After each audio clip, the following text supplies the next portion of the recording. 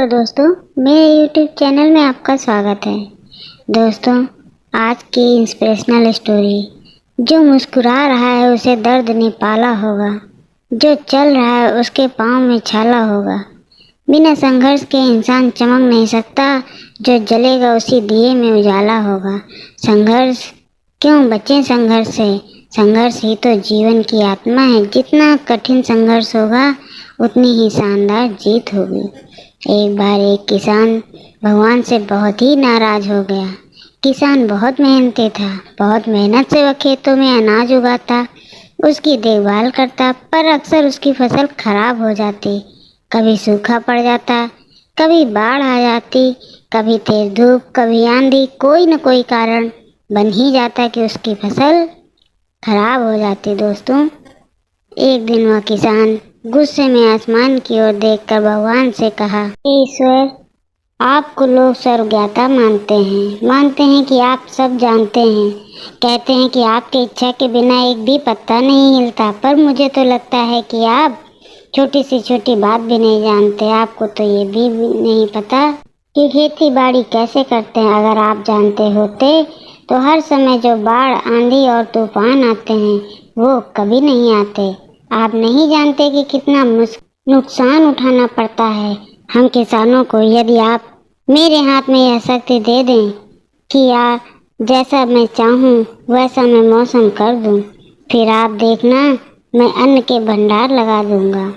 भगवान इस किसान के तीखे वाक्य सुनकर मुस्कुरा रहे थे और वह किसान के सामने प्रकट होकर बोले, मैं आज से तुझे यह शक्ति देता हूँ कि तुम अपनी खेती पर तुम्हारी जैसी इच्छा हो तुम वैसा मौसम कर दोगे। मैं बिल्कुल भी दखल नहीं दूंगा, तुम्हारी इच्छा से सब कुछ होगा। किसान बहुत खुश हो गया। किसान ने गेहूं की फसल अपनी खेतों में बोई। जब उसे लगा कि खेतों को धूप चाहिए तो खेतों को धूप मिले, जब पानी बरसना चाहिए तभी पानी बरसा। आंधी, तूफान, बाढ़ कुछ भी उसने अपने खेतों पर आने नहीं दिया। किसान के खेतों में इस वर्ष ऐसी फसल हुई जैसी कभी भी नहीं हुई थी। हरी भरी लहलहाती फसल। मन ही मन वह बहुत खुश हो गया और सोचने लगा, अब सबूत के साथ दिखाऊंगा भगवान को कि इसे कहते हैं शक्ति का सही उपयोग। मेरी सफलता देखकर उन्हें अपने नियम जरूर बदलने पड़ेंगे। कुछ दिन गुजरे, फसल काटने को तैयार हो गए। किसान बहुत उत्सुकता के साथ फसल को काटने लगा, पर जैसे ही उसकी नज़र गेहूं की बालियों पर गई तो उसने अपना सिर पीट लिया और वह रोने चिल्लाने लगा। गेहूं की एक भी बाली के अंदर गेहूं का दाना नहीं था। सारी बालियां अंदर से खाली थी। दोस्तों, किसान बहुत दुखी हो गया। उसने भगवान को रोते हुए फिर पुकारा, हे प्रभु, तुमने ये मेरे साथ क्या किया?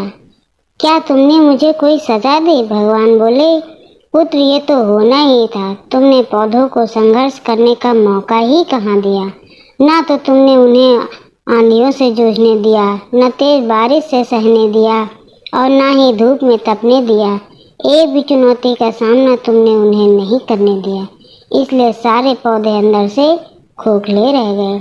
जब आंधी, तूफान, तेज बारिश और धूप पड़ती है तभी ये पौधा अपने अस्तित्व को बचाने के लिए संघर्ष करते हैं और इसी संघर्ष से एक बल पैदा होता है जिसमें शक्ति होती है, ऊर्जा होती है और यही ऊर्जा पूर्ति तेरे गेहूं के दानों की तरह जो नहीं फूटी, तूने उन्हें कठिन परिस्थितियों से गुजरने ही नहीं दिया जहां उनके अस्तित्व का जन्म होता है।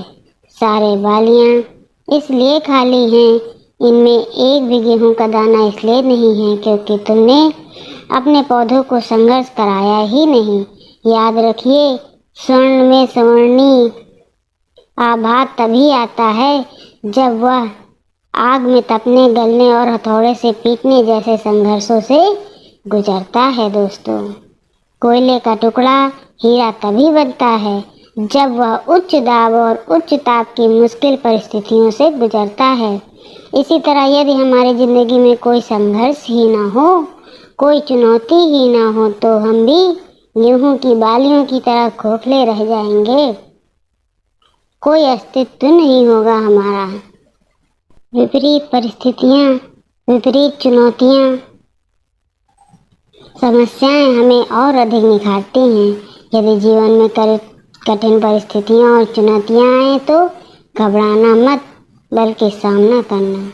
विश्वास करना कि आप और अधिक निखर जाओगे और अधिक मजबूत बन जाओगे। किसी ने कितना सही कहा है, जिंदगी जीना आसान नहीं होता, बिना संघर्ष कोई महान नहीं होता। जब तक ना पड़े हथौड़े की चोट, तब तक पत्थर भी भगवान नहीं होता।